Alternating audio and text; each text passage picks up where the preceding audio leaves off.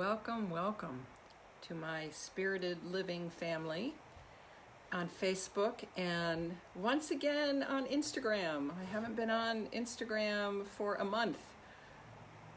Deborah Roth here at Spirited Living because somebody impersonated me a month ago. My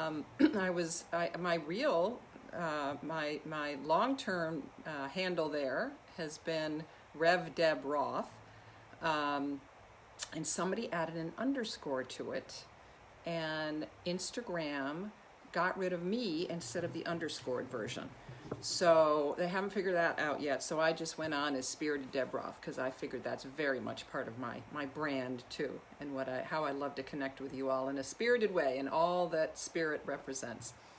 So if you're on Instagram and actually Facebook too, if you want to see all of these old Goddess Team videos, back to last summer, I think is when I started doing it, then you can go to my YouTube channel, which is if you just go to YouTube, it's Deborah Roth. And you'll see all of these fun things that I've been doing now for 9 months? No, probably not that long. Anyway, it's wonderful to be here with you. We gather here each week, and some people watch it live. Probably more people tune in later. Excuse me. Hello, Betsy. Wonderful to see you. And Sunny. Hello, Sunny. So what we do here each week is to honor the divine feminine, remembering that feminine energy shows up anywhere, regardless of your gender. And just in the smallest nutshell, this is what I really got into when I was doing my master's thesis years ago. Hello, Maureen. And what it represents is our ability to feel deeply, to express our emotions, to honor our intuition, to celebrate our bodies, and then to, through our bodies, particularly as women, but not necessarily, our connection to nature. You know, we cycle, you see I've got my moon phases plate back there, one of my favorite things that actually one of my daughters-in-law gave me over the holidays, because she knows I'm a moon mama. So in this space, we look at goddesses from around the world and acknowledge that they are actually archetypes. They're ways that we can gather in what they represent, what they symbolize, regardless of their culture, regardless of your tradition, whatever your faith tradition is. These representations of the goddess, of the divine feminine, have meaning for all of us. So I just invite you to play with that and to look at some of the old ones.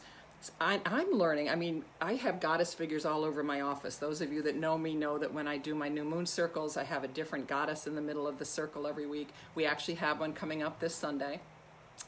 It's a Pisces new moon, so we'll be doing some fun Zoom room circle sister stuff then. So get in touch with me and you can know more about that. And regardless, the idea that we can embrace this, no matter who we are, no matter what our faith tradition, that we can embrace the notion that our honors, our intuition, that our emotions, our intuition, our relationship to our body, our connection, our deep connection. We would not be here if it wasn't for the Earth Mother, if it wasn't for nature. So really embracing all of that this week, and it's really kind of a theme right now, I have to say, because spring is coming. This week we are honoring one of the quintessential goddesses of spring that most people have heard of.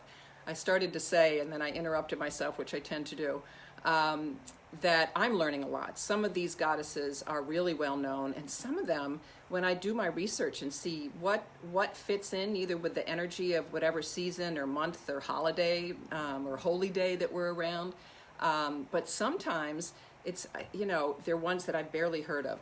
Persephone, I think many of us have heard of. What you probably aren't as familiar with, and if you're a lover of Greek myths, and so many of us grew up, reading about them in some of those big old picture books. Just got one for my granddaughter, actually, of Greek myths and Norse gods and goddesses, is that there is and this is always the case, whoever is the conqueror is going to be the one whose myth we know the best. And there's actually a wonderful book, you're going to see it backwards because that's the way that this works, Lost Goddesses of Ancient Greece, if you can't read mirror-wise. by Charlene Spretnak. And I just did this with a group of women actually recently. The myth that we know about is that Persephone is the daughter of Demeter, who is the Earth Mother, and they dance through the fields, they have a wonderful relationship, very close relationship, and Hades, or Pluto, the god of the underworld, abducts Persephone, brings her into the underworld, where he then rapes her. I mean, this is all very patriarchal, horrible stuff, but she becomes queen of the underworld, so, that's not so bad. But it takes away her agency, it takes away her choice. And what I love about this Lost Goddesses of Ancient Greece, and if any of you have daughters or just are fascinated by this stuff as I am, to research before Persephone showed up in Greece, she was, came from more ancient cultures in the Near East, and the presumption, the thought is that actually she made the choice to descend to the underworld. And remember, I said this is all symbolic, this is metaphorical. And when we talk about making the descent to the underworld represents our deep unconscious. It represents our subconscious, the place where our dreams and memories lie. And as in the mythology, if you, and this women's group that I just did, we read the story. We read the feminist version, if you will, of the Demeter Persephone story, where she hears from her mother that the dead are lost and they don't know how to make their way into the underworld. So she pleads with her mother to let her go and be the guide for them, to hold the torch. And that's one of her symbols, to hold the torch so that the dead can reach a place of safety and rest. So she does that for months and months. And in the patriarchal version, when she's ready to, she pleads and pleads with Hades to let her go. Her mother has been mourning her loss, and because her mother is Mother Earth, in the patriarchal version, because her mother refuses to let things grow, and so without anything to grow, the humans will die, and if the humans die, all the gods and goddesses won't have anybody to worship them. So Zeus talks to his brother down below and says, you got to let Persephone come back. We can't let the world die. And she is offered a pomegranate, and it varies. She eats either 6 or 9 seeds, and she does not know that when you eat the seed, this is in the patriarchal version, that if you eat the seeds of a pomegranate, if you eat anything in the underworld, you're bound to return there. In the feminist version, she chooses, she knows that this is important work that she needs to do, but she also misses her mother. But she reemerges, she goes into the underworld as a maiden, as an innocent, and she returns, she makes the choice to return. She eats 6 or 9 pomegranate seeds, which means that she will return to the underworld, and that's when we have darkness. When she comes out, it's spring. So she's connected with spring equinox, which is a week from this weekend. My Unitarian Church, many of you know, does a wonderful spring equinox celebration, and it will be doing it this year again, that I'll be co-facilitating on March 20th, all on Zoom, fourthu.org. I'll try to remember to put that in the comments. So either way, pomegranates, holding the torch, being the queen of the underworld, it's renewal, it's rebirth, very Easter related, and we're going to be looking at all of these rebirth, resurrection as we move closer to Easter, and you'll hear how Easter is actually tied in with the spring equinox and with the moon cycles. It's all of this. I love it. It's just so deeply connected, that the real ancient history behind so many of these current holy days and holidays, but also all these different gods and goddesses, that their energy, their archetypes are still very present in us. So some of Persephone's symbols you've heard. I'm a huge lover of pomegranates. I have them a couple times a week. I'm always very sad. There's always a couple months out of the year when you can't get them. But they are considered the food of the dead, and they're also seeds. So as we descend, we must also be reborn. And that's exactly what happens with Persephone. So she represents the metaphor of going deep, learning, gaining wisdom, and then being reborn, coming out, in her case, as a queen. She comes out back to Mama Gaia back to Mother Earth as a full-grown, full-fledged queen of the underworld. So I had to tell you a lot of that mythology because you can read more about her. What's interesting is that, I have lots of statues, those of you that have tuned in. I have a Demeter plaque on my wall over there. We'll have to do Demeter separately sometime. Demeter series, those are the Greek and Roman counterparts of Persephone, and Kore is Kore was her Roman name. But so I went on and I tried to find some images. This is an image, and one of the things I loved about it is that it shows her pomegranate. If you can look closely, you'll see that she is in the underworld. She's beneath the earth, and yet there's all these flowers beginning to bloom.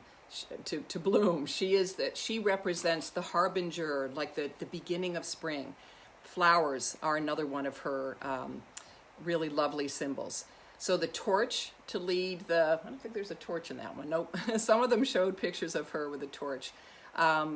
They're offerings to her, obviously pomegranates, wine, all that kind of thing. If you want to honor that story of descending into your inner wisdom. It's interesting, I did a wonderful day today with my friend Sunny, who's on watching from Instagram, with this wonderful organization that I've just become involved with called Robin. And they offer, and please spread the word because they are just doing incredible work, offering wellness days, social emotional learning days to help kids, junior high and senior high kids with wellness. And today I did 4 different sessions, that's why I'm a little croaky right now, talking about how we access that deep place of wisdom. What does this have to do with Persephone? That is what she represents. We're all being a little, I don't know what the adjective would be, Persephonic when we make that descent into that still small place of wisdom that we all have within us, and then come out with newfound knowledge, with newfound wisdom that we can share in the world. So I encourage you to play with that. Because I am croaky today, I'm not going to share a chant with you like I often do. I think there's a very, very fun, simple little seed spring chant that I think I'll do next week. So I'll be looking at other spring, fertility, death and rebirth goddesses over the next couple weeks as well. But I will share with you this beautiful prayer that I found to Persephone. This is just a piece of it. And I will leave you with that. So no chant this week, but here's the prayer to get you really honoring and celebrating your own journey of birth, death, renewal, and flowers, into the flowers. Persephone, daughter of Demeter, blessed you are, only begotten, gracious goddess, receive this good offering. Help me, O goddess, to let my old self die. Let me be reborn and begin every morning once again. To do what matters the most today. To make today the most beautiful day. Let my actions, words, and thoughts become a symbol of praise to you. Goddess of renewal, vegetation, flowers, goddess of life, death, and rebirth. Be with me today and throughout the springtime. Isn't that lovely? I will also try to remember to share the link for that, for where I found that beautiful prayer. Wish I could say that I wrote it. Thank you all for being with me. It was lovely to dance with this week's member of our goddess team, Persephone. And please do, if you're on Instagram and you haven't seen my old ones, go take a look at my Deborah Roth YouTube channel or on Facebook. Have a wonderful week, and we will be here, same goddess place, same goddess channel next week. Bye for now. Namaste.